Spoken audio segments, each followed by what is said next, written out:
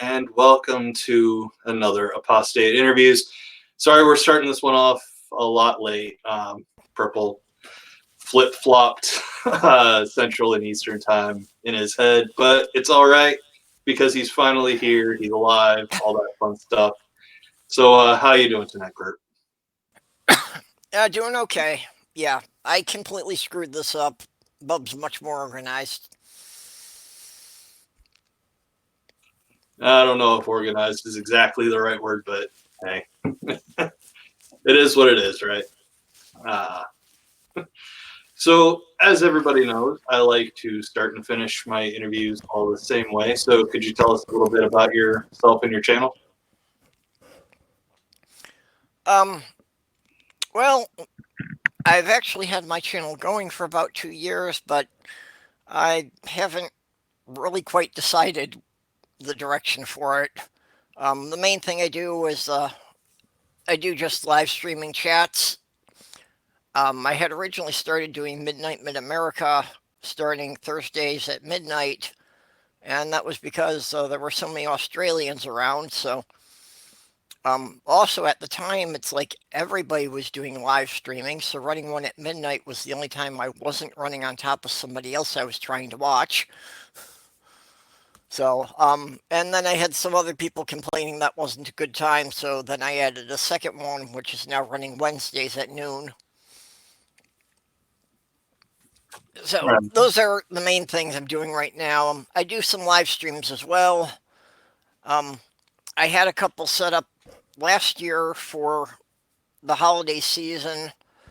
And for some reason, last May, all of the stuff that I had put up for some reason disappeared from my channel. I've still no idea why.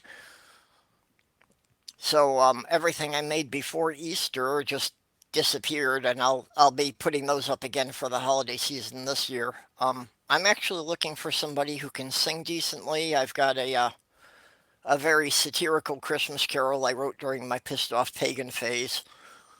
But if I sing, I won't have any subscribers anymore. Same goes if I sing, to be honest. So, what are your former religions? Because I know you used to be part of more than just one. Well, I was born in a Catholic family, although we were the minority because we were Catholic in a community that was 85% Jewish. So I did get some of the Jewish influence just kind of through osmosis. But I didn't last too long in that.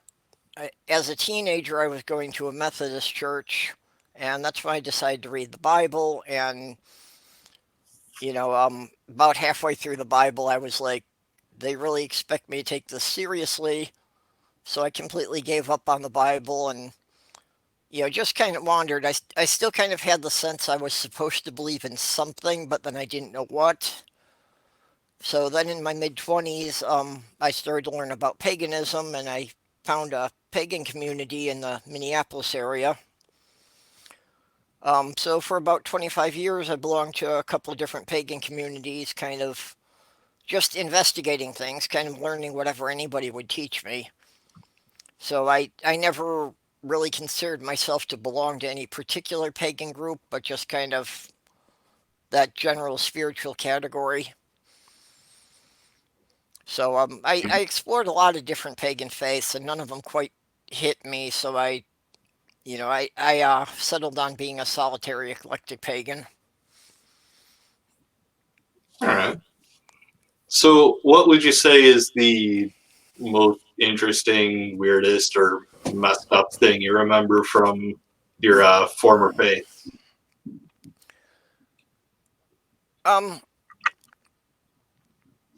I guess in retrospect, it's like I never strongly believed in anything, but in exploring the pagan stuff, I did pick up and investigate things a lot. And so, yeah, there's a lot of the stuff you'd consider woo that I still kind of, that at some point I kind of believed in.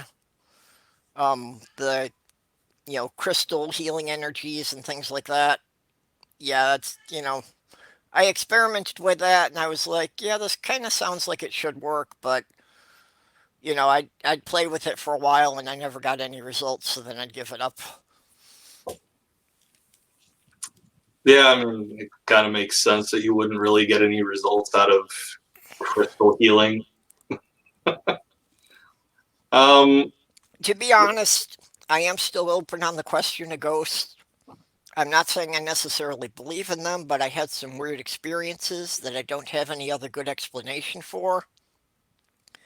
But since I can't get the events to repeat, there isn't any way for me to study them. So, like I said, I'm open on the question.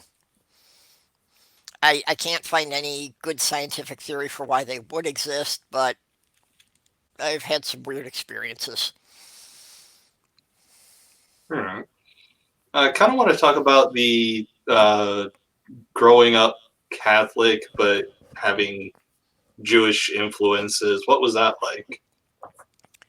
Yeah, well, that's probably why I questioned the Bible rather early, because you know, I was my parents were sending me to a children's Bible study for a while, until the senior priest of the church pulled my mom aside and asked him to stop sending me, or asked her to stop sending me, because I was asking too many questions that made the nuns feel awkward. And well, part of the reason I was asking a lot of these questions was anyone else I talked to about the Bible, well, 4 out of 5 people had read it in Hebrew and were pointing out to me that there were hundreds of translation errors.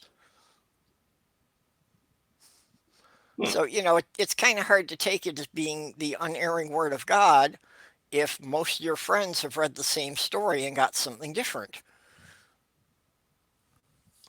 Yeah, it's almost like if the Bible were true, it would have one unified message, and Yeah, you can argue both sides of pretty much any discussion out of the Bible. Slavery, yeah, go for it. Also, don't go for it. But yeah. And at one point I had found a list of that, and I wish I still had it. That was just the chapters and verses side by side about arguing the opposite sides of so many different things. I mean that you can use the Skeptic's Annotated Bible for that now. So Yeah, I should get a copy of that. same. I should put that on my Amazon wish list. Maybe somebody will get it for me for Yule. Oh, Um, so I I do still observe the winter solstice is still the biggest holiday for me, but it's not a religious thing. It's just because that's one holiday that isn't arbitrary. It's based on our position relative to the sun and the planet's tilt in that, and just it marks the passing of the seasons. So for the longest night of the year, I do a little candle ritual of keeping a flame burning from sunset to sunrise, and that's a lot of that's in reflection of what it must have been like for our ancestors, like 1,000 years ago, when fire was the only light they had. That being dark for that long must have been pretty scary. And half of my ancestors are from a village in Finland that's north of the Arctic Circle. So the sun literally does not rise for several weeks. yeah, I mean being dark for that long does sound kind of scary. So yeah, I get it. Um, so you just do this culturally, then just Yeah, uh, like I say, it's more a historical recognition than a religious thing. that's pretty cool. I can get behind that. So, I mean, would you say that being surrounded by a Jewish community that read the Bible in Hebrew and actually, understood the original translations, uh, would you say them pointing out the translation errors and probably misinterpretations of the stories going along with that? Would you say that's the biggest thing that got you to start questioning your faith? Well, like I say, that's what got me to start asking a lot of questions. And when I was in the classes at the Catholic school, I wanted to learn as a kid. I really rather enjoyed most of my classes at school. So, I figured, okay, I've got a question, I'll go to an authority. So I take the question to one of the nuns, and usually the answer I got was, yeah, well, don't think about that part of it. So I had a lot of questions and nobody was giving me satisfactory answers. So that really made me wonder what was going on. And this is like by the time I was 8 or 9 years old, this was like, why isn't anybody answering my questions? Yeah, I mean, that's a little telling. It's definitely not a good look, to say the very least. Well, when I asked them about the science and math teachers at the public school, I didn't have any problem getting good answers. Yeah. Then again, they're dealing with things that are in reality. Yeah. Um, so, what would you say is like the thing that finally pushed you away from Catholicism? Well, like I say, as a teenager, I was going to a Methodist church with my eldest brother. And when I was 14, he gave me a personal Bible for Christmas, which I was quite excited about at the time. And I decided I was going to read the whole thing cover to cover, a couple chapters each night before bed. And yeah, that it literally is a case that reading the Bible is what put me off of being Christian for the rest of my life. And I specifically remember it was reading through Leviticus and Deuteronomy that I found so incredibly disturbing that I had to arrange a couple of private sessions with the pastor of the church, and I remember one particular part in Leviticus about, saying that anyone who was crippled or deformed could not enter the temple. And I was asking the pastor that, why is God prohibiting this when these are the people who most need his help? And again, the answer I got basically was, well, we try to focus on the New Testament, so he kind of evaded that question altogether. And I'm like, okay, this is deeply disturbing shit and nobody wants to talk about it. How can the religion be based on this and have anything that's going to help me? And that was about it. Hmm. So, from then for the next 10 years or so, I just kind of felt that I didn't really have a religion. I still kind of believed in something. I didn't believe in God or Jesus, but, I still kind of believe there's got to be some kind of spiritual force that ties us all together. Um, I never really thought about specifically, but this was also around the same time that the original Star Wars trilogy was in theaters. So just well, what Star Wars presents as the Force was not an original thing. George Lucas was a student of Joseph Campbell, and Joseph Campbell made his career studying world religions.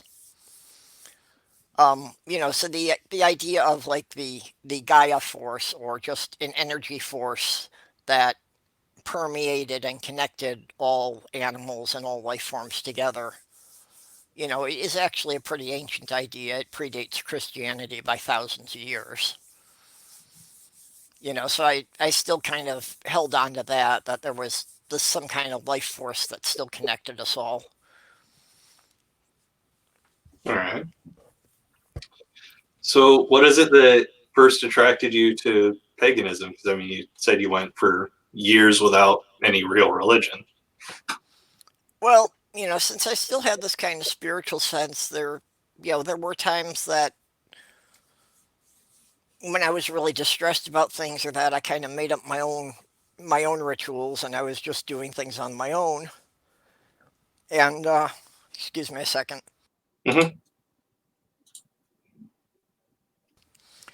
Yeah, and the roommate I had at the time um, was, bringing home some books from the library about paganism and that. And it's like, he kind of saw what I was doing and he pointed out in a book. And it's like, you made this up, but this is really the same thing that they're talking about here.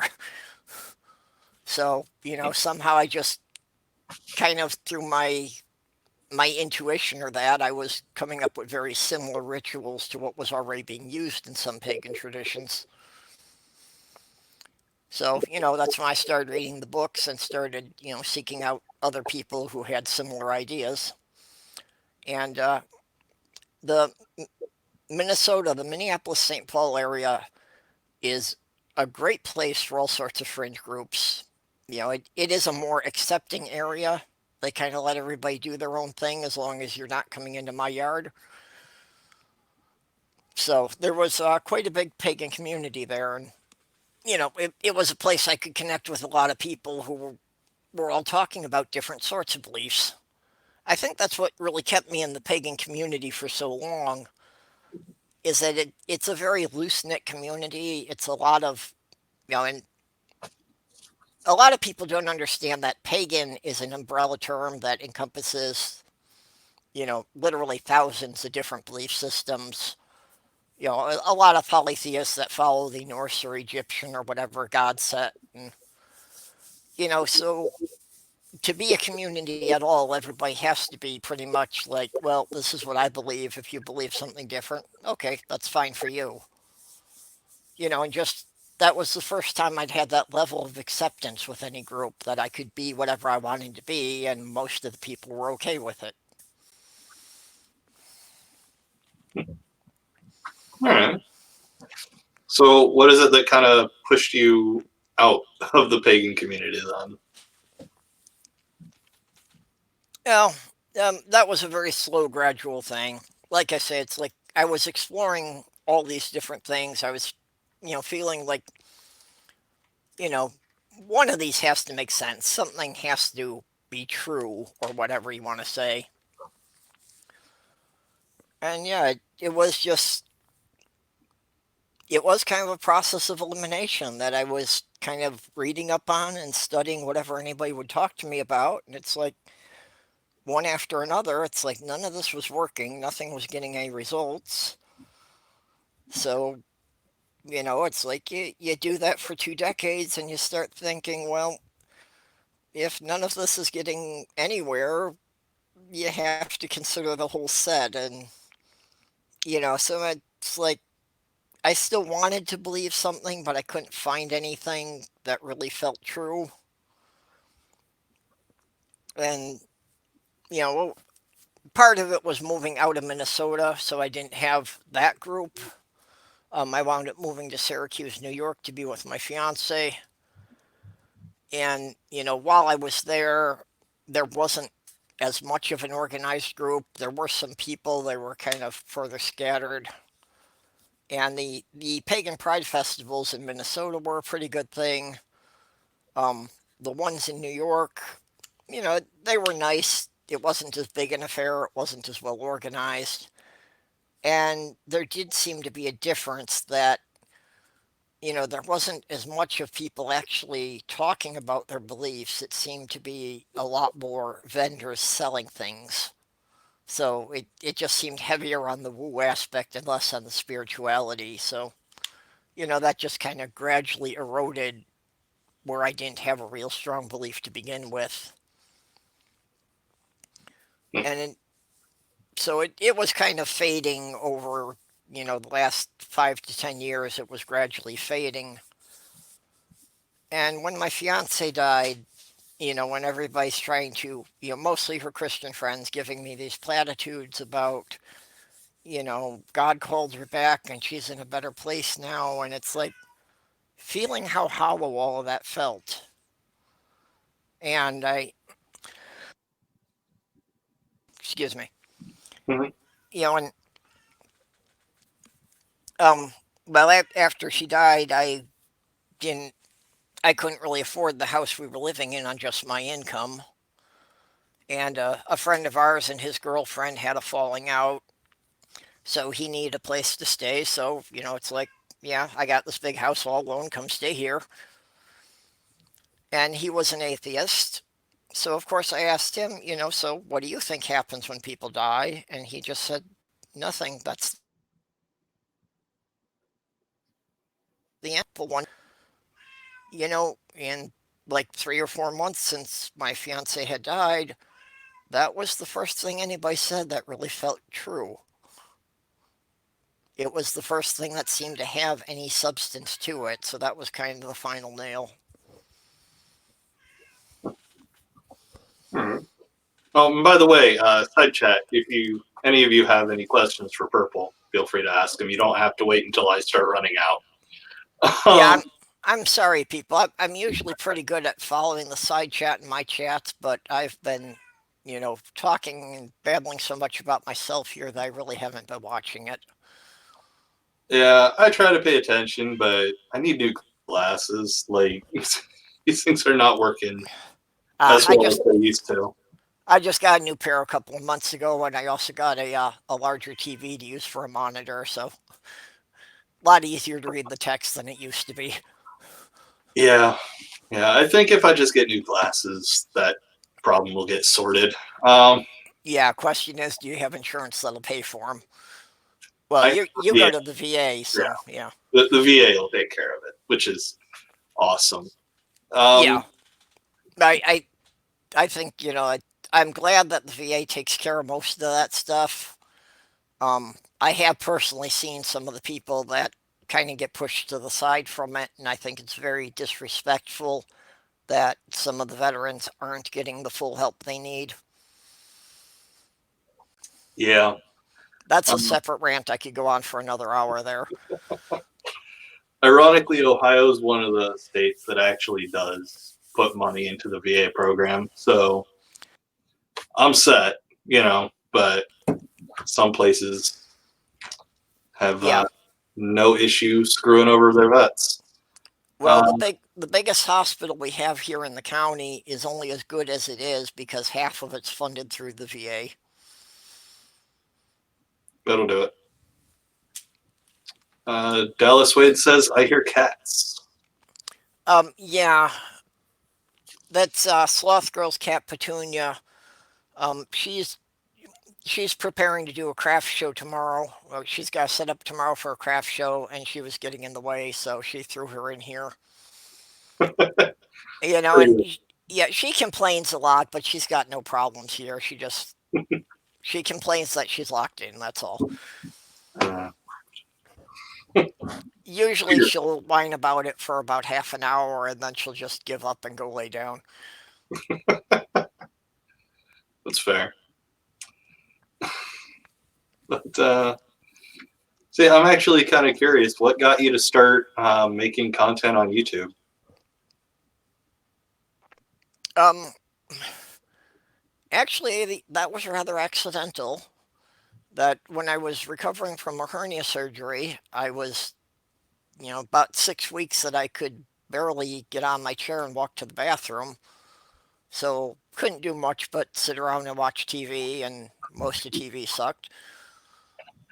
So I started looking up things on YouTube, just different areas, and one of the things was that I was, looking for some of the shows I liked watching as a kid. I was looking for 80s animation, which under searching on 80s animation brought up Bionic Dance.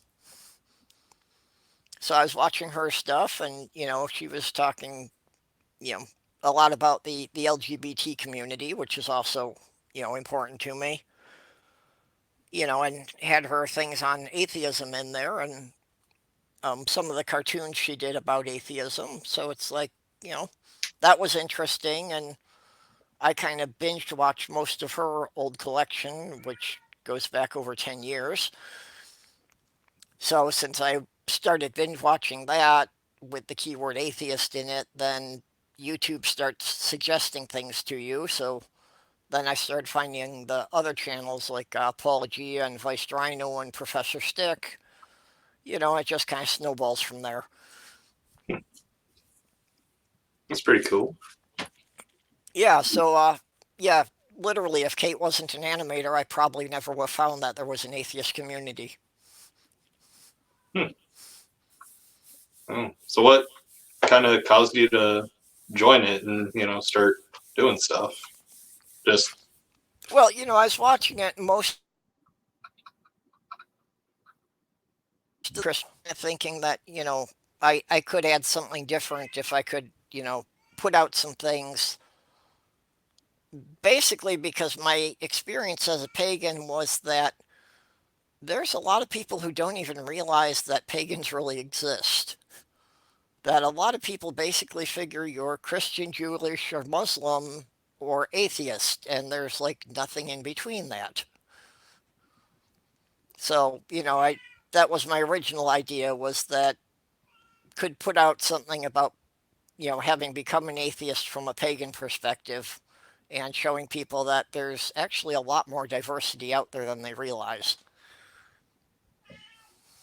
All right. Apostate Linda James wants to know, if I may ask, why did your gal die? It seems the two of you may have been pretty young still. You may have to scroll up a little bit. Yeah. Well, my first response to that is that I wonder how old she thinks I actually am. Um, yeah, actually, I'm 55. She died 5 years ago. Um, she was a bit younger than me. She was 7 years younger than I am. But and unfortunately, because of legal things, while we had a medical proxy so that I could, you know, tell the doctors in the hospital what to do when she couldn't speak, we often had her in there because of asthma attacks, so she was having trouble breathing. But um, when she died, I found out rather abruptly that, yeah, all of that ends the moment that she was pronounced dead. So the doctors actually couldn't tell me anything about what had happened, which really sucked. Hmm. Fortunately, because we'd been in there in the emergency room so much that, the I knew a lot of the staff pretty well at that point. So one of the doctors in the hallway said that, you know, officially I can't tell you anything, so completely off the record, based on the symptoms you described. And she actually died in the ambulance on the way to the hospital. That, she had passed out in the floor of the house, and, they were trying to resuscitate her and all. And yeah, so by the time they got to the hospital, she had already been pronounced dead. But the doctor said his best guess was that there had been a brain clot somewhere that somehow, got jarred loose and had floated up to her brain and caused a stroke. Hmm. Well, So yeah, it was a very quick thing. It was like 10 minutes from, we were sitting there watching TV, and she suddenly said, I can't see. And within 10 minutes, she was pronounced dead. hmm. Oh. Well, I'm sorry for your loss, man. That sucks. Yeah, it's hard, but, you know, life happens to you. So, Hmm. All right. Well, let's try to pick this back up. Dallas Wade asks, I also want to know what Angie asked. Where did Perp get his love for dinosaurs? oh, well, that's just something, all my life. As a kid, I was fascinated about dinosaurs. And, just when I was in school, I did papers for them. I really excelled, in elementary school. The science classes were the one place I really got excellent grades. Um, Actually, when I went into high school in my freshman year, my science teacher from fifth grade had given me a special recommendation to get me into an honors biology course. And it's like they had never had a freshman in the honors course before. So that's just, how much I had impressed the science teachers in elementary school that I was so interested in the subject. So, yeah, dinosaurs were just something that I was always fascinated with. The avatar I've got is actually was drawn by Paul Agia. I don't know if he's still doing it, but it had been one of the Patreon benefits on his channel that, subscribing to his channel. And I think it was only like a $5 level. It was pretty cheap. So when I was working more and had more money, I was subscribed to his channel for about a year, so he drew the avatar for me. That's pretty cool. Yeah, on kind of a related subject to that, another thing I was always fascinated by were cryptids, especially Loch Ness Monster and Bigfoot. So I studied them quite a bit, and like in like sixth or seventh grade, I had done a term paper on the Loch Ness Monster. And it's like I was still fascinated by it, and I thought, I did a really great paper, still believing it was really factual. And it was kind of like looking at a couple of years later, and one of the things was that it was for an English class, and the teacher, so we had to cite all the sources. I had a 2-page bibliography, and I went back and I looked at the books again, and I looked at all of these, what looked to be like 3 dozen books. When I looked at them, were all referencing each other. And when I boiled it down, what was 3 dozen books actually turned out to all be based on 3 reported sightings and a lot of legends. So it's like what looked like a huge pile of evidence turned out to be 3 people, 2 of which were probably drunk at the time, and newspaper reporters trying to hype it up. So again, it's like, yeah, there really isn't much evidence for this, even though there seems to be a lot. Oh, hell. And that was kind of in that period in between when I was Catholic and Methodist. And so, like, again, it's just getting into the science so much had taught me to be skeptical and taught me to, look at the evidence in a more critical way. So when I reviewed it, it didn't really hold up. That's fantastic, actually. I mean, if I'm gonna be totally honest, I enjoy cryptids too. Like, I don't believe for a second any of them are real, but just fucking the stories around them, I love it. Yeah, It's, well, the Loch Ness Monster especially, since I love dinosaurs so much. The idea that like a plesiosaur or something from that period could have still survived. And actually, as far as that goes, the Loch Ness Monster isn't unique. There are hundreds of places around the world that claim to have sea monsters. hell. Yeah. And I think my personal favorite, this isn't a cryptid thing. It's like not a haunted area, but like a weird area in the world. But the Bermuda Triangle, like people hype it up like all this strange shit happens in it. But when you actually look at it versus everywhere else in the world, there's statistically no difference in the number of planes that get lost, boats that get Yeah. lost, or strange happenings. There's no difference at all. Yeah, and again, that was one that as a teenager I believed in that and I studied it, and you know, when I was in my mid 20s and I looked back at it again and, reviewing the same information I had studied as a teenager, yeah, seeing that it really didn't hold up that well. Hell.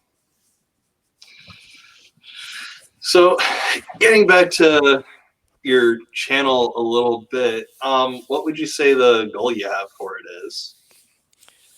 Um, well, honestly, my biggest problem is really just motivation and self-discipline. I do want to be putting out a lot more edited videos. I have a list of subjects, and I've got about 5 scripts that are in various stages. Part of it's I get intimidated with doing the video editing. It's like I feel I can do pretty good scripting. I can tell a good story. I don't really feel I have much to put for visual images to keep people's attention. I don't want to like do response videos of that. I don't want to get into that stuff. But there are some of the philosophy topics I'd like to try. I do think I have kind of a different angle on Pascal's wager that I'd like to do. Um, and if at all possible, that's something that it would be nice if I could get Surus to do a little help with me of, basically him giving an explanation and then me giving my take on it, just because I think he can explain it better than I can. Yeah, that's something Surus is actually pretty good at doing, so I can see it. Yeah. So let's see. I'm really encouraged to see the people who showed up for this, just friends and just some of the people that I've been watching who've put out some really good stuff. Wonder Lady and I, um, people probably don't see us exchanging a lot publicly, but on Twitter, she has a writing group that I'm part of, and you know, um, Dallas Wade and Angie, whenever possible, I love talking to them. And just there's a bunch of other people in there. I can't go through everybody's names, but Math Pig seems to love me for reasons I don't really understand, but he seems to mention me in his streams a lot. It's like it seems every week or so he does an hour long stream, and if I'm not there to watch it, somebody tells me he brought me up in it at some point. All right then. The hell. I am going to. I do have some limitations with the technology. I've got a rather old computer with limited memory. But Neil the 604 atheist, got a new camera, so he sent me his old webcam. So I'm learning how to use that, so I can, you know, start doing some things with the camera instead of just the avatar. So we're gonna get a face reveal at some point in the future.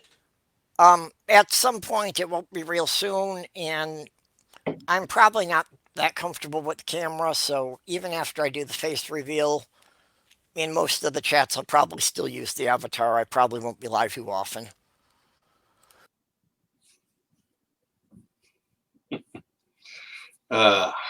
Russ, you kill me, dude. So I thought you were talking about me. Then you said those who make videos. Then I knew it wasn't me. No, but the solution to that, Russ, make videos. yeah. Well, while he hasn't put out any videos, he's given me a lot of interesting ideas to think about. That's fair. Yeah, actually, I'm at like 240 some subscribers. So I figured I'll have to do something, maybe just a Q&A thing. When I get up to 288, I'll do a 2 gross stream.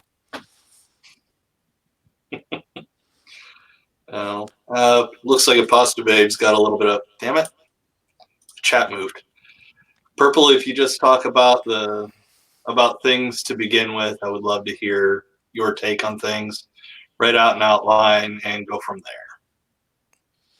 Yeah, I just found out about Apostate's channel like a month ago, so I did watch the interview she did, and your interview here next week now, aren't you?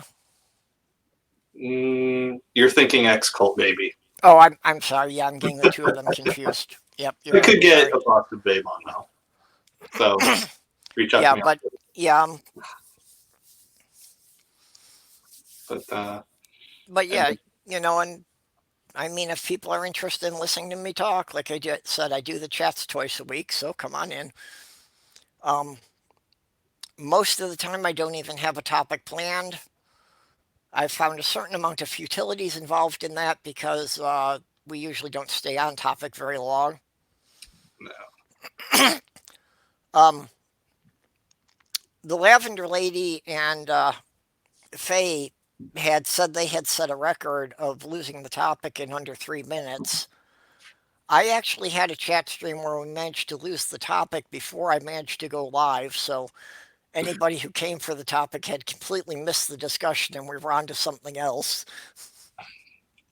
Well done.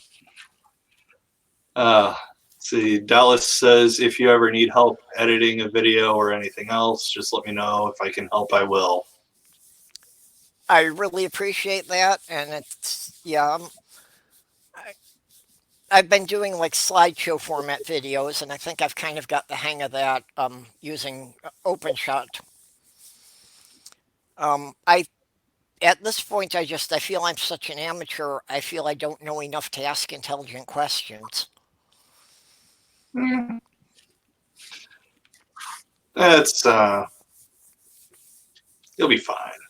Yeah. Well, also, my interests are very scattered. I get distracted by other projects. So I'm like literally surrounded by a clutter of unfinished, unrelated projects. So, it's kind of like when YouTube gets in there after the woodworking and the Legos and my electronics experiments, and so I would be much better if I could somehow focus myself on, a fewer interest instead of doing something different every week. But that's also how I've made my living, that I was a general handyman doing all sorts of home repairs. And it's like, yeah, sometimes I'm a plumber, sometimes I'm an electrician, sometimes I'm a carpenter. It's whatever. Jack of all trades, that kind of thing. Actually, I've said I take that a lot further than most people do, that you could find a lot of people who could replace your windows for you, but I'm probably the only one who could go on to sew the curtains.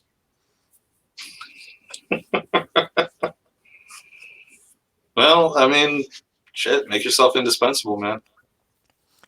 It's a good thing. And well, the good thing about that is it's a skill set that's needed everywhere. So when I've moved, I haven't had a problem with that. Until I moved to this little backwater town where all the houses are falling down, but everybody's too broke to pay me, so nobody can afford to do any repairs. And that's kind of why I'm stuck here, because it's like I'm what jobs I can get are for like 40% what I used to consider my base wage. So I can make enough money to get by, but I'm not getting ahead. And this little town is driving me crazy. I need to get out of here. Preferably get back to Minneapolis, because there's still, several hobby groups in that I used to be part of that are still running there. And so I got a lot of friends I could plug in with real quick. But I just, financially, I don't know how to get from here to there. And where I'm living now, I can't find any way to generate enough income to do more than just pay the bills month to month.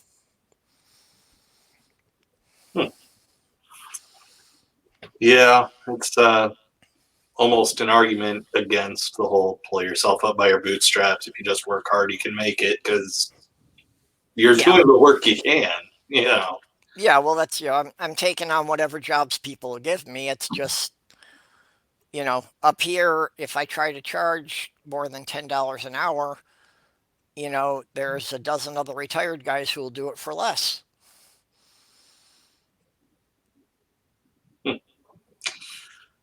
Yeah, that just sucks. So, I mean, you really only have the two things on your channel, Midnight and Midday America. Is there any topic that you discussed on those that, you're really glad you've addressed, or? Um,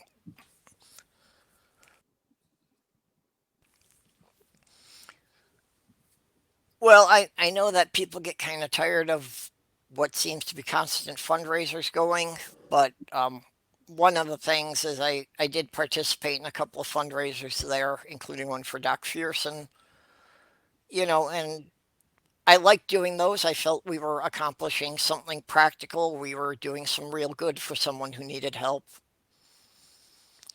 The one that's gotten the highest number of views was One week, a whole bunch of us all decided we were going to do things on the NIFB. So that's definitely the one that's gotten the highest view count. And it's like, yeah, that was something that these are scary people, and people need to be aware of how scary they are so that they don't, get to grow any bigger. Yeah. So, just dealing with some of the social issues, and I'm not really anti-religious. I really don't care what anybody believes. I only care when it gets to the point that they're trying to use the religion to promote public policy or pass laws. If you want to go to church every week and it makes you feel good and you pretty much keep it to yourself, that's fine. As long as it doesn't affect my life or doesn't affect my friends, do whatever you want. Oh. Well, speaking of Doc Fearsome, his ears must have been itching or whatever the saying is. How you doing, Hey, Doc? Doc. But Dallas wants to know if Midnight Mid America is on tonight. Yes. Yep, we'll be starting that about 3 hours from now. So, but I am kind of curious about, your one last thing about your former belief systems. Is there anything that kind of still sticks with you, like, I don't know, fear of hell or sexual repression, some shit like that?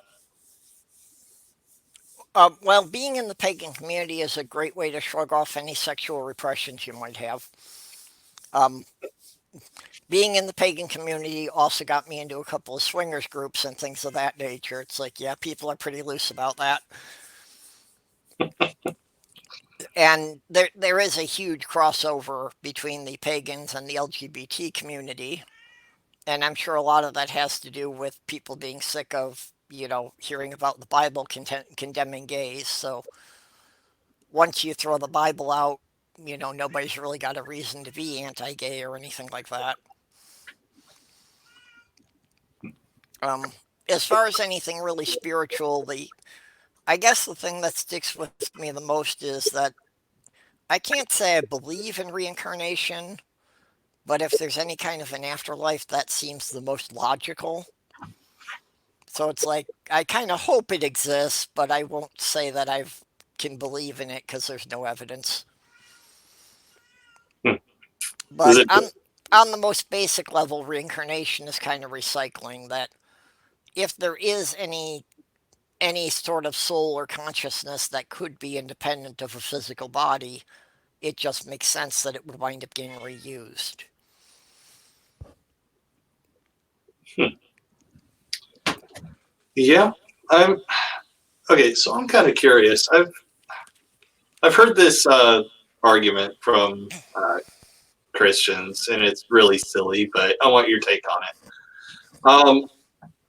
Someone has actually said, since energy cannot be created or destroyed, which also means information cannot be created or destroyed, um, it makes sense that there is a God in an afterlife because that information or the mind, whatever you want to call it, has to go somewhere, so that somewhere is heaven or hell. Well, first of all, I think that argument's flawed in the idea that information cannot be created. Um, Obviously, we have a lot more information available to us now than people did a couple hundred years ago, so where the hell did it all come from if people didn't create it? And some of it's discovery, some of it's things that were always there and we just learn things about nature. But, if you're talking about technology and inventions, that is people creating information. The whole field of electronics was something that was created by people. And without it, you and I wouldn't be able to talk when we're hundreds of miles apart. Yeah. Um, yeah. I think the biggest flaw I find in it is actually the idea that, this solar mind goes to heaven. So it leaves this universe and goes somewhere else. It's like, okay, you're not actually solving the problem there. That's kind of my take on it. It's like, Well, for me, the big question about if we have a soul or anything like that is that, it is chemicals in the brain create our responses and emotions and so forth. So the question would have to come down to that when the brain stops, is there anything that would be cohesive enough that that it could still identify itself as I? Is there any way self-awareness could survive after all these chemical reactions stop? And I don't see a mechanism where that could continue, beyond the body and the brain shutting down. yeah. All right, chat. Any last questions for Perp? Because I'm actually out of solid questions, unless there's something else about your experience you want to talk about.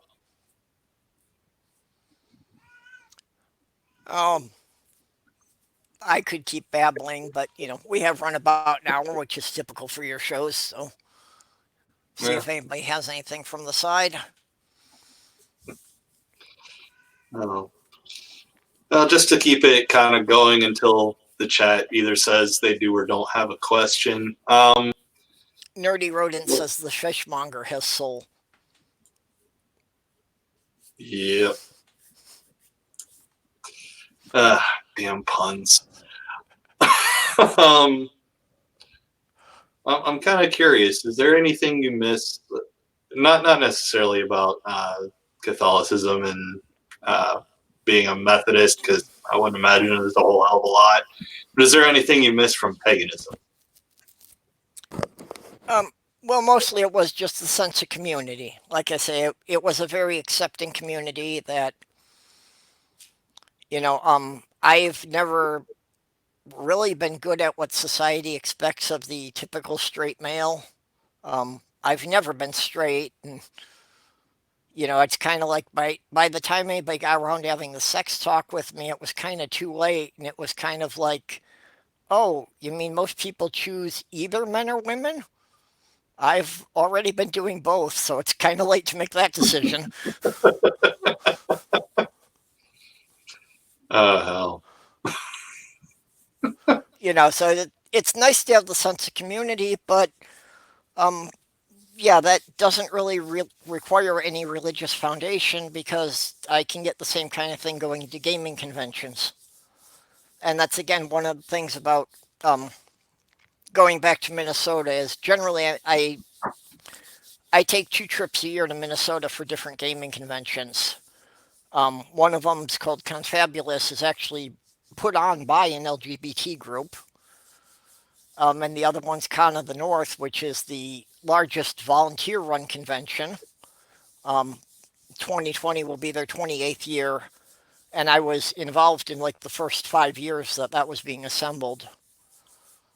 So it's like I can get community through these groups as well, and there isn't really any need for there to be anything spiritual or anything just beyond physical people interacting with each other and having good conversations. Frustrated actually has a couple of different things. Purple, I'm calling bullshit on the whole. I give you things to think about, and all I give people to think about is, why are you the way that you are? Yeah, well, that's part of it. I spend a lot of time pondering that, and it's I think it might be a little more, why is Russ the way? But self-examination and studying myself and stopping to question why I do things the way I do them, has led me to a lot of the stuff that I wind up then running across when people are discussing philosophy. So yeah, a lot of things I do just from studying myself and my oddities and my kind of unique position on things that I have Tourette's and I have autism, neither of which were diagnosed until I was well into adult age. And back, it's like, yeah, when I research the stuff, I find out that, yeah, as a child, I was displaying the classic early symptoms, but back in the 1970s, nobody knew what these things were.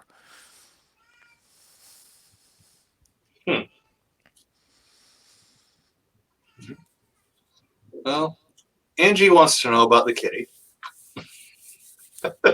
Yeah, well, that's Petunia. That's Sloth Girl's kitty. And she is upset because she was getting in Sloth Girl's way while she was trying to get things ready for tomorrow. So she wants to go home. That's all. I have my own kitty, Sammy Son, who decided to go over there. So we've just traded cats for the evening. Sammy Son is usually up on my lap, and people think I'm joking when I say this, but I have pictures that often when I'm on the computer, I actually am balancing the keyboard on his back because he won't get out of my lap. Jeez. Oh, I'm sure the computer's made of warm and he's all about that. Well, I got the upright tower, so he can't really get up against that. But he just Okay. he was a shelter rescue, so he just very much likes being in physical contact most of the time. All right. And that's the local animal shelter here is our personal charity that we try to do a lot of things, to help them out and donating supplies and that. And I found out that we have accidentally become one of their largest private donors, that in the last year we donated nearly $500 worth of supplies to them. That's cool. Let's see. Apostababe's got another one. Have you thought about teaching us to think critically? That does get into some of the edited videos I want to make, is just, to get people to think critically. And that actually the motto for my channel is think for yourself. Even I don't have one of those. Yeah, well, and that's the edited videos I've done. That's just part of my sign off, is that, I want people to question things. And if you question what I'm telling you, I consider that a step in the right direction. Because I don't want people to just believe what I tell them. I want people to think for themselves and check things out. That I think the best thing I can do is if I make a short video that somehow leaves someone with enough questions that they'll actually go and research the subject on their own. All right. Well, I'm kind of thinking that might be all that the chat has for us. So, like I said at the start, I like to begin and end the same way. So, could you tell us about yourself and your channel one more time? Okay, well, the one other question I get a lot is where I got the handle from, Purple Rhymes with Orange. And actually, Sloth Girl gets credit for that, because when we were gaming, she kept saying that nothing rhymes with purple and nothing rhymes with orange, so by default they rhyme with each other. Right on. So that's where the name came from. Yeah, and that's mostly I'm doing the live stream chats. The Midnight Mid-America is Thursdays at midnight. Midday Mid-America is Wednesdays at noon. Those are Central Standard Time. And so we get different groups of people in there. And I really like that we're getting people from different countries. We're, getting people from around the world. And I really enjoy hearing what people's perspective on the United States is from other countries. Well, right now with Trump, I've been pushing a campaign to get Canada to annex the upper Midwest, because I really don't want to be in America anymore. But yeah, I'm hoping I can get my act together and be putting out more edited videos.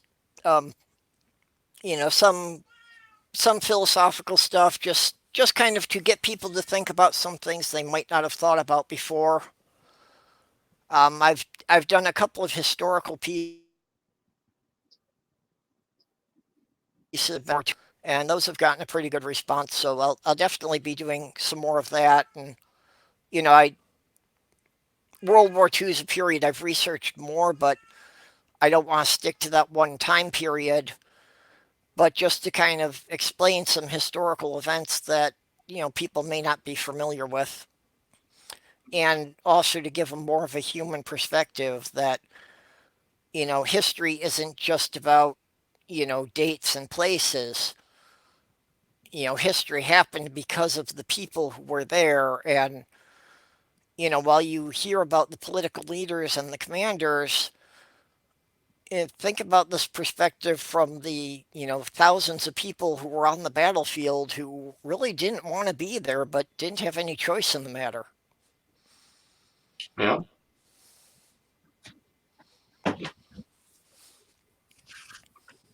Oh. All right, man. I appreciate coming on. Oh, hey, it was great for you to have me. This was fun. And sorry to everyone in the chat that we were 2 hours late. That was entirely my fault. Bub had nothing to do with that. I just screwed up adjusting for the time zones. It's all right. It's all good. But yeah, hopefully StreamYard and YouTube are actually talking to each other. I know sometimes they don't like to communicate all that well, so hopefully if you go down to the description, you can find Purple's social medias. Definitely subscribe to him over on YouTube and on Twitter. And yeah, he's a good dude. Yeah. Oh, and like I said, that I had a couple holiday pieces I'd put out last year, and I'm re-recording the audio because I think I can do a better job of it than I did a year ago. But those will definitely be going up in the next month or so. So there will actually be some edited content going on there as well as the live streams. Awesome. It's something to look forward to. Yep. All right. Okay. Well, thanks for having me. We'll talk to you later. Happy to have you on. Take it easy, everybody. See you in the next one.